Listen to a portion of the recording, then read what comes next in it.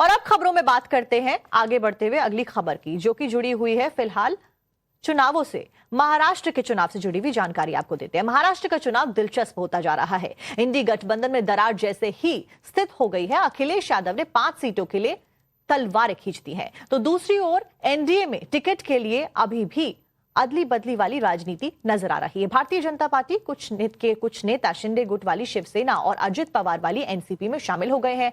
अब इस सबके बीच में महाराष्ट्र के चुनाव में योगी आदित्यनाथ की डिमांड हाई है। ज्यादातर एनडीए के कैंडिडेट्स चाहते हैं कि उनका चुनाव प्रचार करने के लिए यूपी के मुख्यमंत्री ही पहुंचे।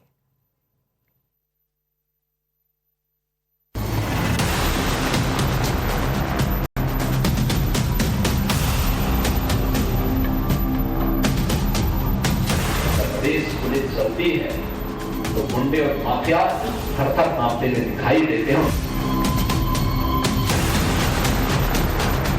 बेबाक, बेलौस और बेधड़क बोलने के लिए विख्यात वो सत्तासीन योगी जो अपने आक्रामक अंदाज से सियासत में नई लकीर खींचने के लिए विख्यात हैं। समर्थकों के सामने खड़े होकर तल्ख शब्दों में सियासी शत्रुओं पर बेहिसाब चोट करने वाले वो भगवाधारी मुख्यमंत्री जिसमें चुनावी हवा का रुख बदलने की क्षमता है।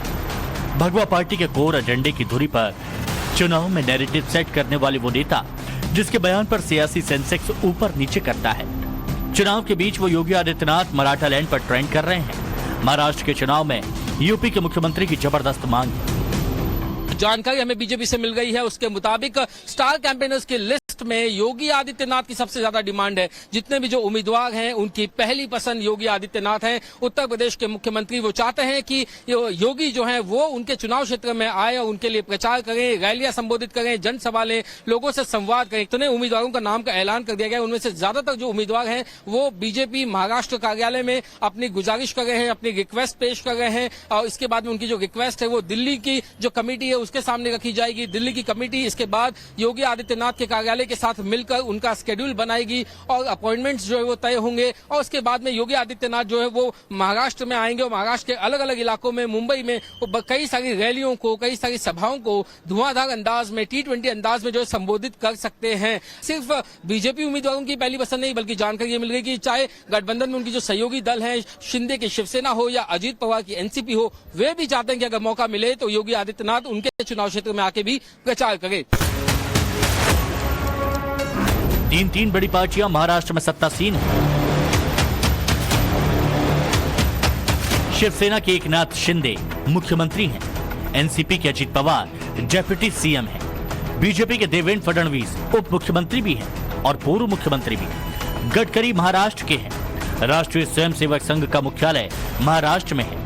वहां के एनडीए उम्मीदवार जब योगी आदित्यनाथ से उम्मीद लगाए हुए हैं तब देश के लोग ये जानना चाहते हैं कि महाराष्ट्र में सीएम योगी आदित्यनाथ की डिमांड हाई क्यों है। महायुति कैंडिडेट को क्यों लगता है कि योगी बेड़ा पार लगाएंगे, और बड़ा सवाल ये कि क्या वाकई इसका फायदा महायुति को होगा।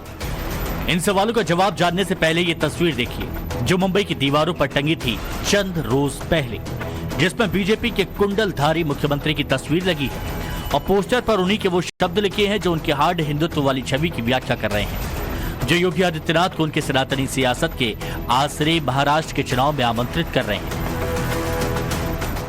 लोकसभा चुनाव में जब बीजेपी को यूपी में अनपेक्षित हार मिली थी तब सीएम योगी यकीनन निराश से थे। उनके सियासी विरोधियों ने कई सवाल खड़े किए थे।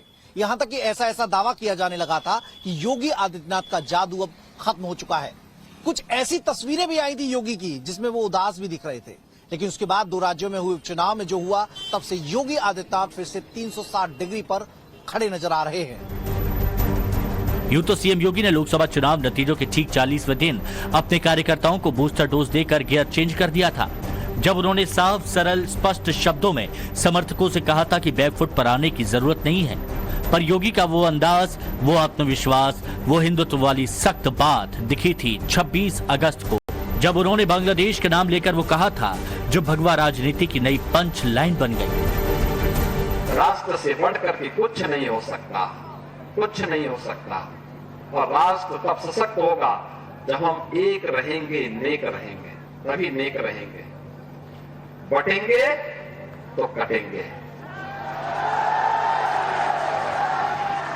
आप देख रहे हैं ना, बांग्लादेश में देख रहे हो ना, तो वो गलतियां यहां नहीं होनी चाहिए।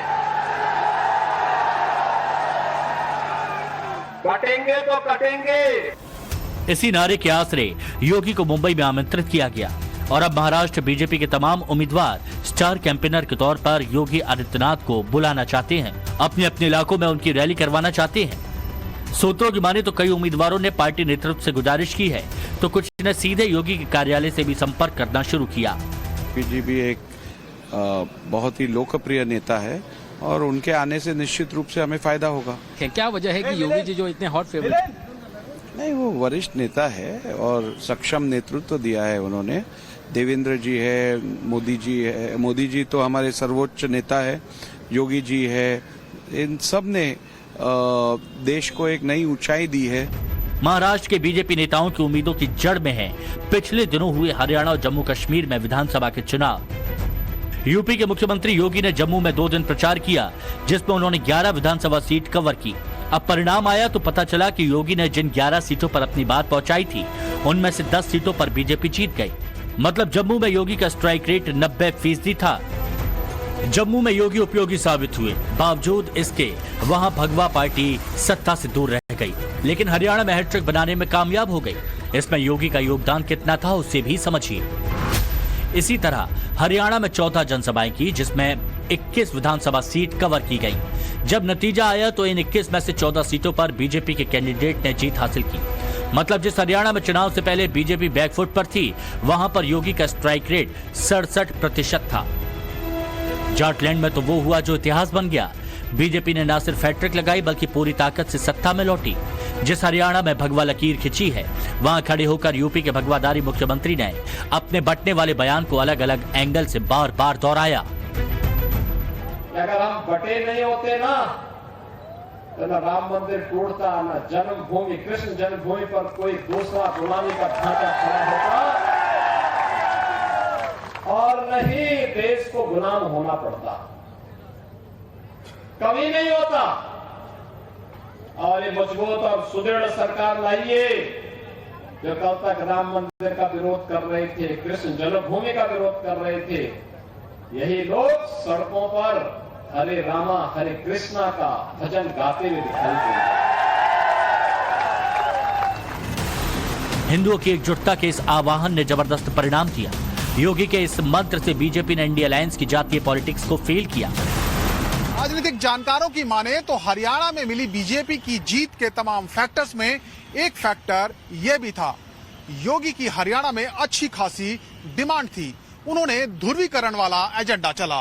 उन्होंने अपनी हर रैली में कहा कि हमें राष्ट्र के लिए एक होना पड़ेगा।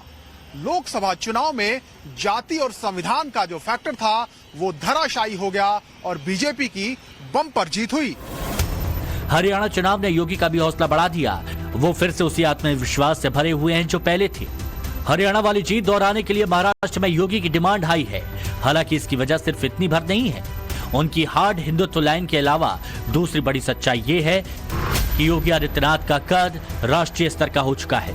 महाराष्ट्र में बड़ी तादाद में उत्तर भारतीय रहते हैं और उत्तर भारतीयों पर योगी का असर है। योगी आदित्यनाथ की इमेज बेदाग है और वो सख्त फैसलों के लिए जाने जाते हैं। योगी की एंटी माफिया छवि भी काफी लोकप्रिय है। जीरो टॉलरेंस क्या होती है? उत्तर प्रदेश की कानून व्यवस्था और माफिया के खिलाफ की गई कार्रवाई, उसका एक उदाहरण आपके सामने हो सकता है। उसके लिए पता नहीं क्या हो सकता है, किस स्तर पर जाकर के कार्रवाई थी। सरकार को बहुत सारी चुनौतियों को फेस करना है, लेकिन कोई भी रहा हो अपराधी, माफिया कोई भी हो, उससे उसी शक्ति के साथ निपटेंगे जिस क्रूरता के साथ वह एक सामान्य नागरिक किसी बेटी के साथ और किसी व्यापारी के साथ व्यवहार करता था। उसी क्रूरता के साथ सरकार ने उससे निपटने का कार्य करेगी। उत्तर प्रदेश सरकार ने जब वो हरियाणा में चुनाव प्रचार कर रहे थे तब भी बार बार यूपी की कानून व्यवस्था का जिक्र कर डबल इंजन वाली सरकार से होने वाले फायदे गिना रहे थे, तो राम का नाम लेकर कांग्रेस और राहुल गांधी पर जोरदार चोट कर रहे थे। धाम में प्रभु राम का विराजमान होना